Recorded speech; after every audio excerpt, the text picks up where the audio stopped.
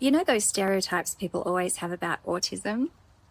That we're either child geniuses solving math equations in our heads, or that we're completely emotionless and can't connect with anyone.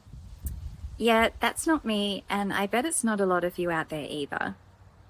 I can talk, I'm married, I have a family, a sense of humour, and probably too many feelings if we're being honest. But I still get told, you can't be autistic. You don't look autistic. You can't be autistic. You're married. And every time someone says that, I think, wow, people really don't understand what autism can actually look like. Autism isn't one thing. It's not a box you can either fit in or you don't. It's a spectrum. And that spectrum includes so many different kinds of people, experiences, and personalities. So in this video, I want to share what autism actually looks like for me, the ways I realized I was autistic, what I wish people understood, and how it changed the way I see myself and others. Also, how it helps me identify fellow autistic adults.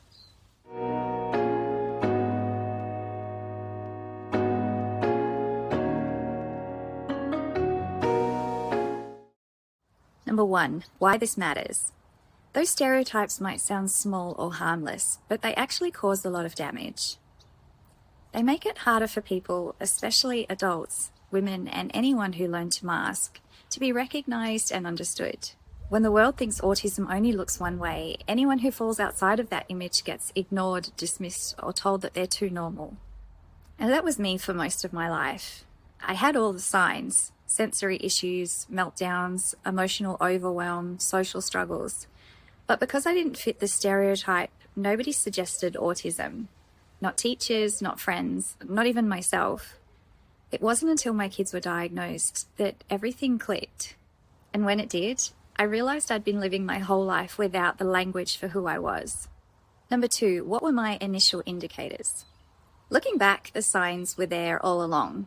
I just didn't know what they meant. I always had sensory sensitivities. Things other people brushed off would completely overwhelm me. I remember crying as a kid because the tag in my shirt felt unbearable, or because someone started mowing the lawn and my whole body tensed. I'd have meltdowns when plans changed or when something unexpected happened. And then I'd feel guilty and embarrassed afterward. People told me I was too sensitive or overreacting, but inside it felt like the world was just too loud sometimes, too bright and too much. Socially, I never quite fit in. I wanted friends, but I often said the wrong thing, or I'd come across as blunt when I was just being honest. And if I thought I upset someone, I would spiral and I'd catastrophize, overthink, replay it in my head for days. At the time, I just thought that was anxiety or low confidence. Now I know it's part of how my brain processes things, deeply and intensely. Number 3, my sensory world. The sensory side of autism is something that people often overlook or misunderstand, but it's one of the biggest parts of my experience. Certain textures are unbearable. For example, I struggle to try new foods. It's not just like I don't like it, it's a full body reaction. Sometimes it feels like I physically can't swallow, like my chest tightens and I can't breathe properly. And I remember one moment so clearly from when I was about 10. A family friend took me on a bike ride, and when we stopped for lunch, she handed me a sandwich. I was horrified. It was a chicken sandwich.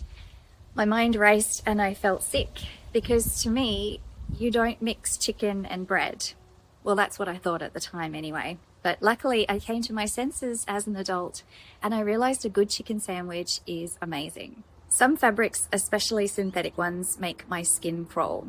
Even the sound of my clothes rubbing together can make me feel uncomfortable.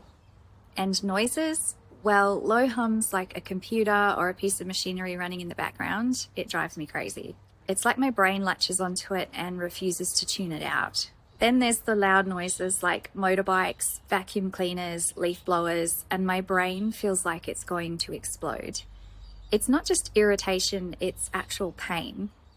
Sensory overload can make it impossible to think, speak, or even be around people. I've had moments where I've just had to retreat into silence until my nervous system calms down again. Number 4, social nuances. So here's a story that sums up my social experience pretty well. I actually met my husband in an acting class. We had to go around the room and introduce ourselves. And when it got to me, I said, with total confidence, "Hi, my name's Michelle, and I joined this class because I watch the daytime soaps and I think I can do better acting."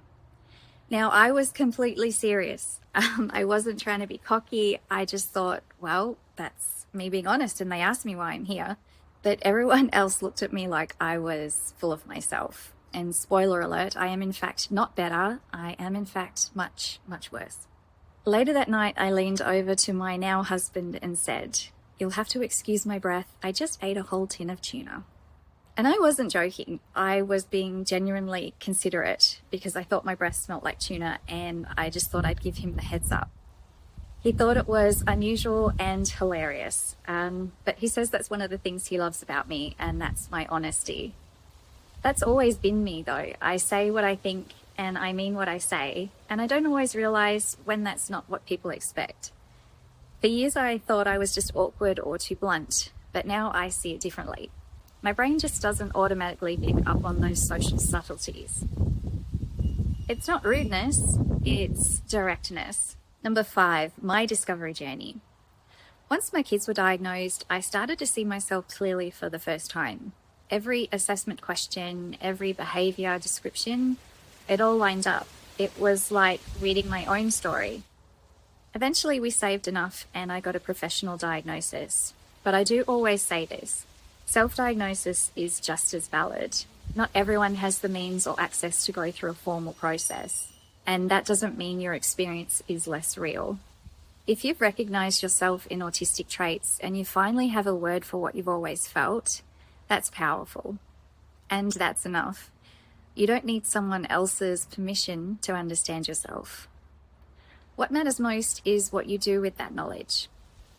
Giving yourself compassion, setting boundaries, and allowing yourself to rest, saying no without guilt. That's where the healing begins. 6, shifting perspectives. Getting that diagnosis, or even just realizing I was autistic, changed everything for me. For most of my life, I was so hard on myself. I'd think, why can't I handle what everyone else seems to manage so easily? Why am I so exhausted all the time? Why do I need so much recovery time? I honestly thought I was lazy and a failure. I genuinely believed I was unlikable too, but finding out I'm autistic gave me a whole new lens. I wasn't broken, I was different. My brain just processes the world differently. Now I'm much kinder to myself. If I need to nap after an outing, I do it. If I need to stim in public, I do it. And if I need to cancel plans to recharge, I don't feel guilty anymore. And you know what? The people who truly care about me understand. The rest, well, they were never really my people to begin with. Understanding yourself has a funny way of filtering out who belongs in your life and who doesn't. Number 7, the power of community. One of the most life-changing things since discovering I'm autistic has been connecting with other autistic people. Hearing their stories, seeing my experience reflected in theirs, it's been incredibly validating. And it's also the reason I started this YouTube channel. I wanted to create a space where people could come and feel seen, supported, and safe to share their stories too.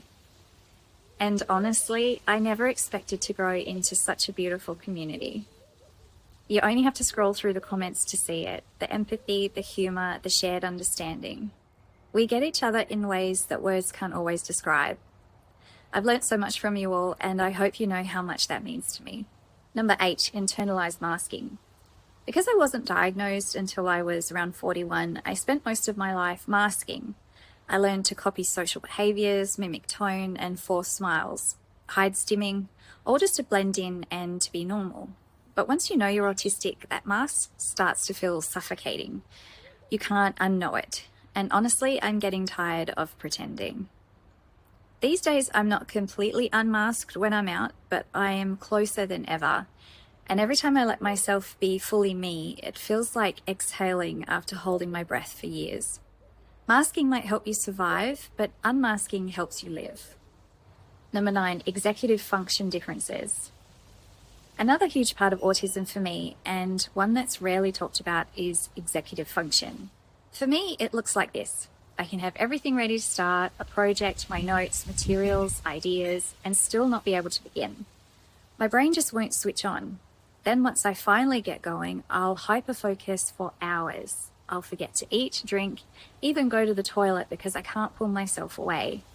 And if I get interrupted, it's like my brain completely crashes and I struggle to get back into it. So that's not laziness, it's not poor motivation. It's a different kind of brain wiring, and understanding that has helped me be more patient with myself instead of feeling guilty all the time. Number 10, diverse communication styles. People often assume autistic communication means not talking or avoiding eye contact, but it's so much more complex than that.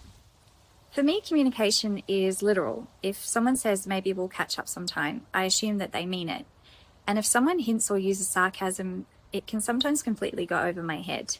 And when I'm passionate about something, I info dump. It's not to dominate the conversation. It's just out of excitement. It's how I share joy, ideas, and connection. And it took me years to realize that this isn't wrong, it's just different. Autistic communication has its own rhythm and it deserves to be understood and respected. Number 11, embracing neurodiversity. Autism isn't a flaw and it's not something to fix or overcome. But in saying that, I do see the other side.